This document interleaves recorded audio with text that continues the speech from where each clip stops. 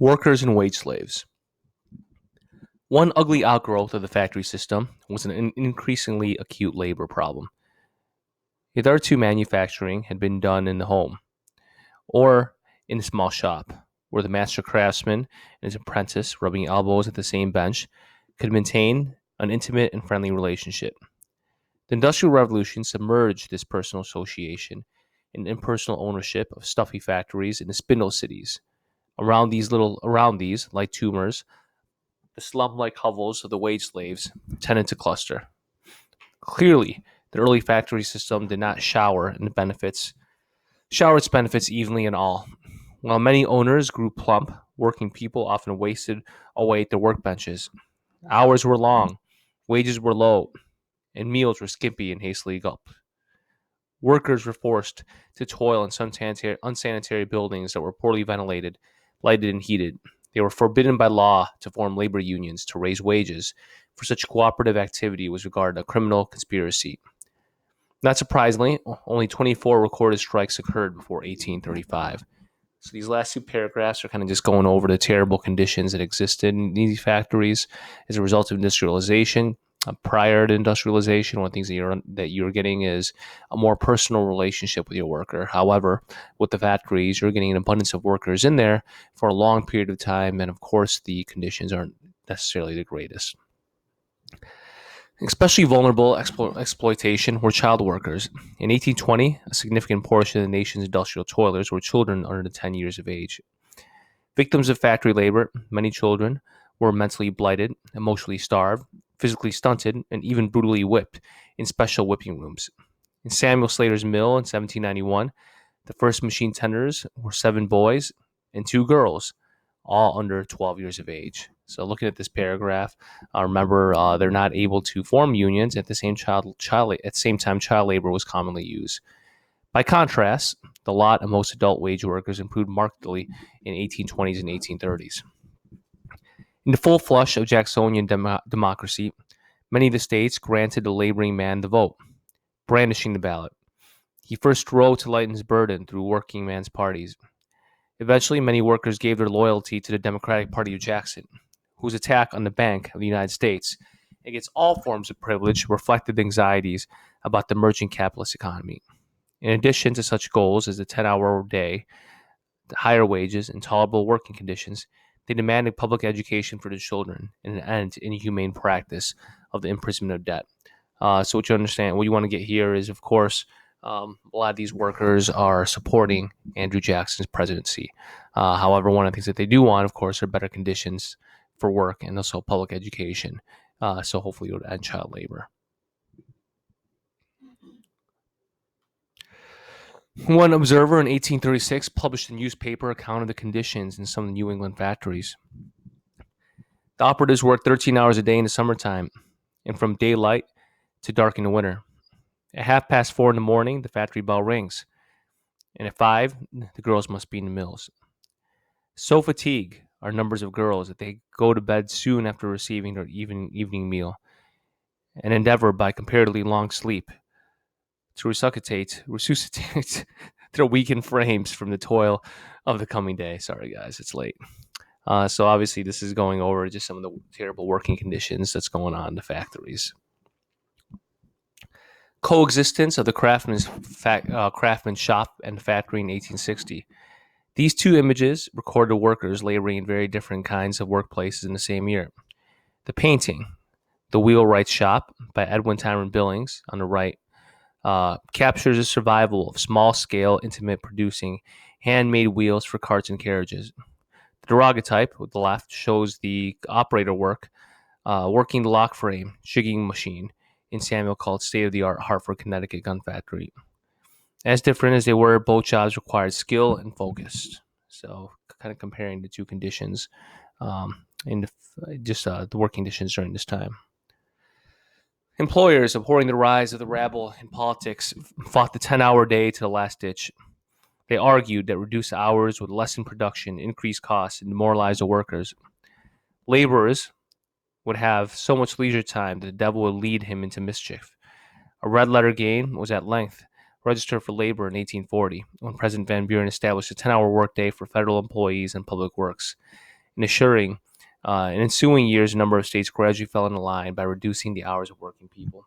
So, of course, one of the things that we're getting here is many of the employers are against this 12-hour or 10-hour workday because they feel as if um, costs are going to go up because production isn't going to be as effective, right?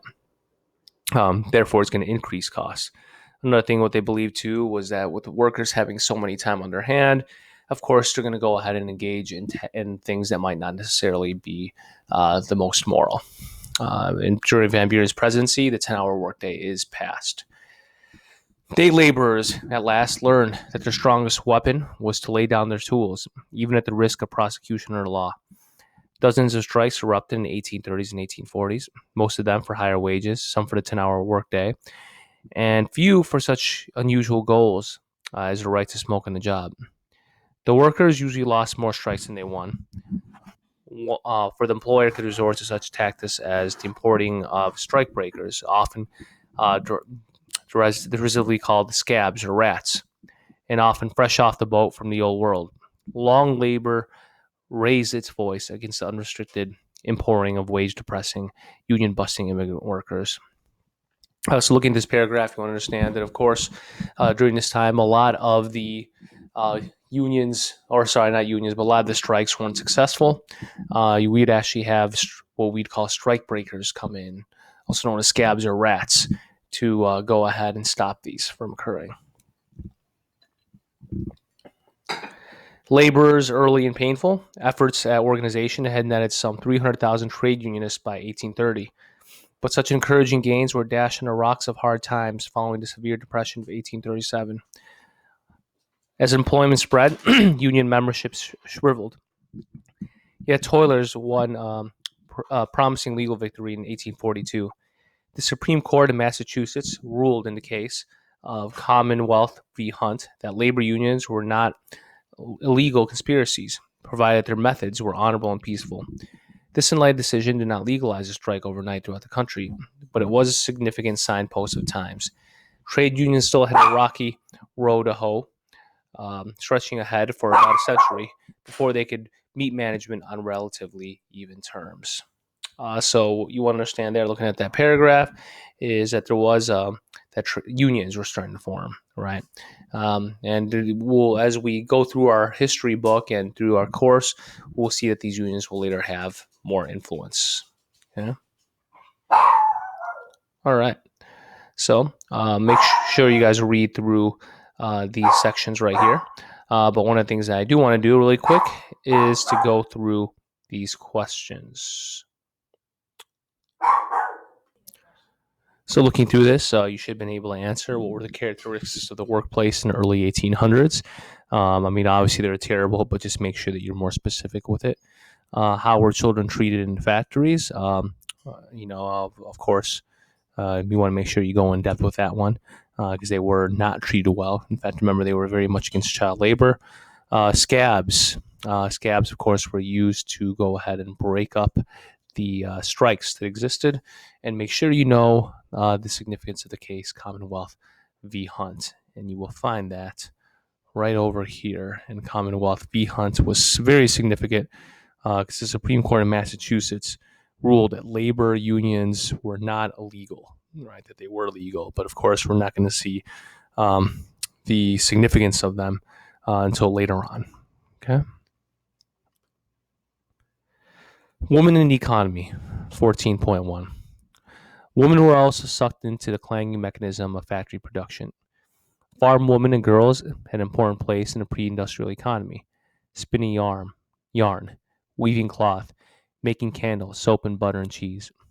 New factories, such as the textile mills of New England, undermined these activities, cranking out manufactured goods faster than they could be made by hand at home.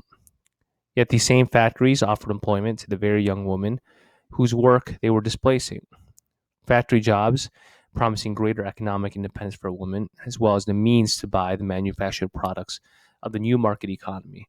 So obviously, as a result of many of industrialization making things more efficient, women would no longer, some women would go ahead and start to work in these factories. Factory girls typically toiled 6 days a week. earning a pittance of dreary, limb-numbing, ear-splitting stints of 12 or 13 hours from dark to dark. The Boston Associates nonetheless proudly pointed to their textile mill at Lowell, Massachusetts, as a shoeplace factory. The workers were virtually all New England farm girls, carefully supervised on and off by the watchful matrons. Escorted regularly to the church from the company, boarding house, and forbidden to form unions, they had few opportunities to share dissatisfactions for their grueling working conditions. But factory jobs of any kind were still unusual for women. Opportunities for women to be economically self supporting were scarce and consisted mainly of nursing, domestic service, and especially teaching. The dedicated Catherine Beecher, unmarried daughter, a famous preacher, and sister of Harriet Beecher Stowe, tirelessly urged women to enter the teaching profession.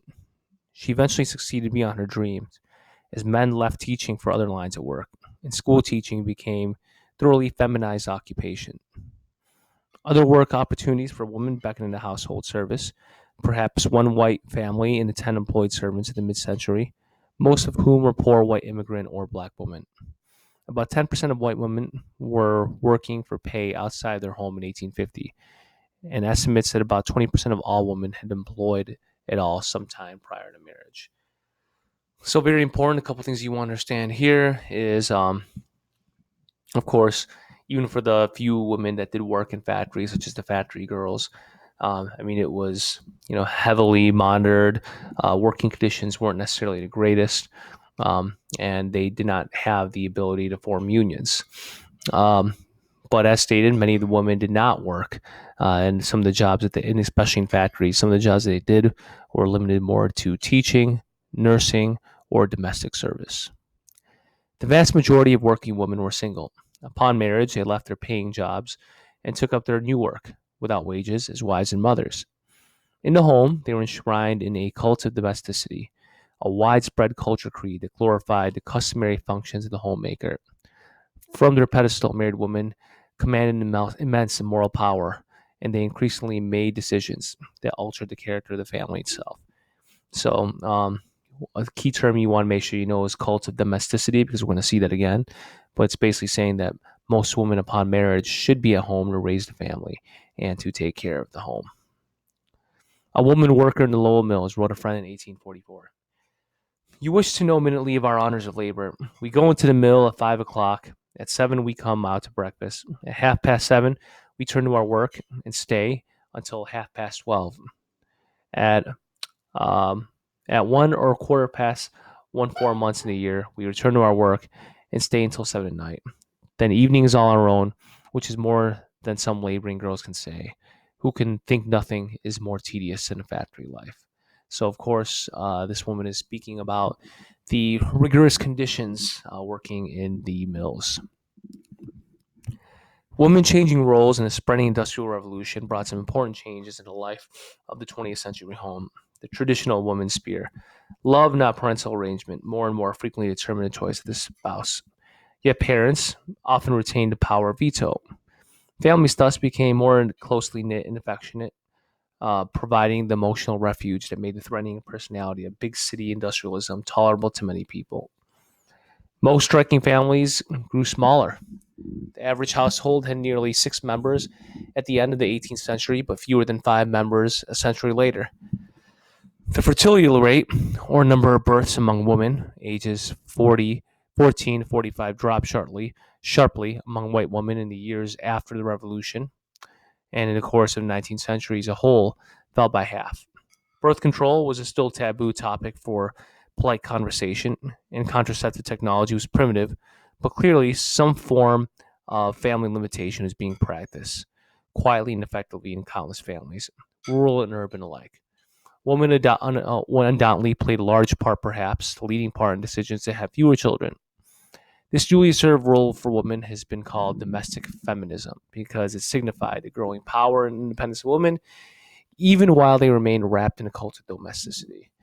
So what this paragraph's going over is that during this time frame, reproduction and fertility rate was actually lower than the past. What this paragraph talks about is what we call as domestic feminism. Is although that women were still restrained into the house for many of their job opportunities, um, and they were also restrained to take care of the family, they did have more freedom and more choice compared to the revolutionary period. Smaller families, in turn, meant child centered families because where children are fewer, parents can lavish more care on them individually. European visitors to the United States in the 19th century often complained about the unruly behavior of American brats. But though American parents may have increasingly spared the rod, they did not spoil their children. Lessons were enforced by punishments other than the hickory stick. When a daughter of novelist Harry Beecher Stowe neglected to do her homework, her mother sent her from the dinner table and gave her only bread and water in her own apartment. What Europeans saw as permissiveness was in reality the consequence of the emerging new idea of child rearing, in which a child's will was not to be simply broken, but rather shaped. In the little republic of the family, as in republic at large, good citizens were raised not to be meekly obedient to authority, but to be independent individuals who could make their own decisions in mid-century. It was small, affectionate, and child-centered, and to provide a special arena for the talents of women. Feminists of later day might decry this stifling atmosphere of the 19th century middle-class white home. But to many women at the time, it seemed a big step upward from the conditions of the grinding toll, often alongside men in the fields in which mothers had lived. Okay, so a couple of things that you want to talk about. This paragraph discusses just in general the just the raising of American children compared to that of British children or European children. Europeans often perceived this permissive style of parenting that isn't as strict as much would lead to the raising of a lot of American brats. Right, so we should have been able to go ahead and answer all these questions right here. The main thing you want to make sure you understand is the difference between the cult of domesticity as well as domestic feminism.